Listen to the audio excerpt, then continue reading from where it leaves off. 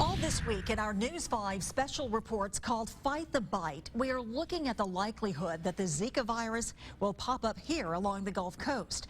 Tonight, we head to Auburn University to talk to scientists about how a Zika outbreak could reach the lower Alabama area. News 5's Jacqueline Quinn reports.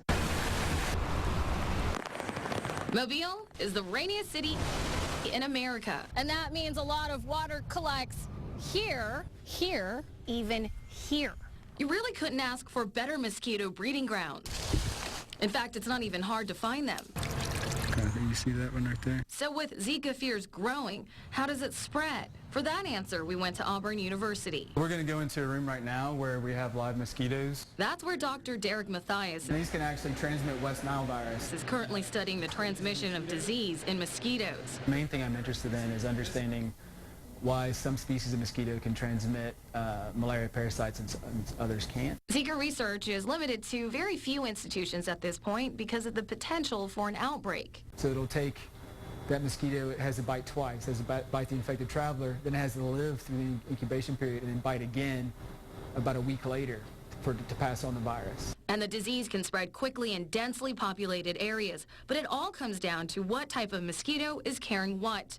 One of the carriers is the Aedes aegypti species. It was formerly responsible for spreading yellow fever. Historically, it was here in the southeast. Now, the tiger mosquito that people have heard about, it actually has come in, and it came in the 1980s, and it's slowly displaced Aedes aegypti, the yellow fever mosquito.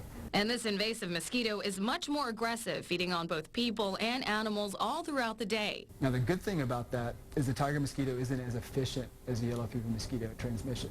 So we do have a mosquito species that can transmit the virus, but it's not as good a transmitter. They don't want to. From the lab, we followed Dr. Mathias outside. We searched in shallow creek beds and water near the university. It didn't take long before we found areas where mosquitoes had laid eggs. This is a pupa.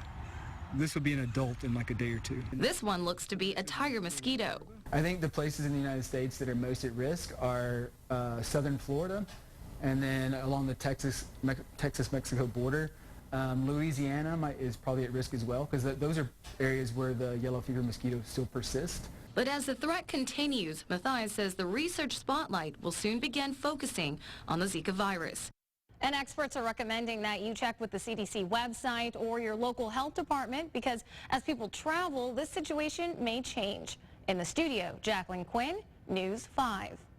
And tomorrow, Peter Albrecht picks up where Jackie left off. In Part 3 on Fight the Bite, we look at what our local communities are doing to stay informed about Zika and what they're doing to fight it. Baldwin and Mobile counties are no strangers to fighting mosquito-borne diseases, from yellow fever and malaria in the old days to West Nile and Eastern equine encephalitis today. But now there's the Zika concern. How does that change their strategy? We're going to tell you about that tomorrow night at 5 and 10 o'clock right here on News 5.